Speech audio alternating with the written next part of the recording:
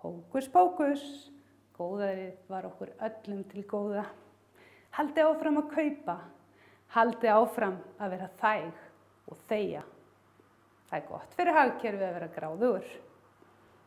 Litla hryðjuverkaþjóðin hefur framið stórkostlegt hryðjuverk í skjóli frjálshuggunarhyggjunnar á sitt eigið sjálfstæði, sitt eigið fullveldi. Kalla ekki sumir slíkt sjálfsmark á ögurstundu í vítaspyrnuleik verðlausra verðhalla, verðlausra lífsskylda. Hvar er kletturinn? Öryggið, traustið, rúið.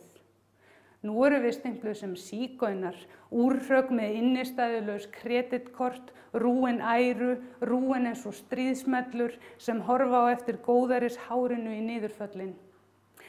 En ráðamennirnir falla niður í hyldýpi lyga og spillingar frekar en að viðurkenna mistökin. Frekar en að viðurkenna að hugmyndafræðin er ómennsk, að eina tungumálið sem fólk skilur er tungumál hjartans.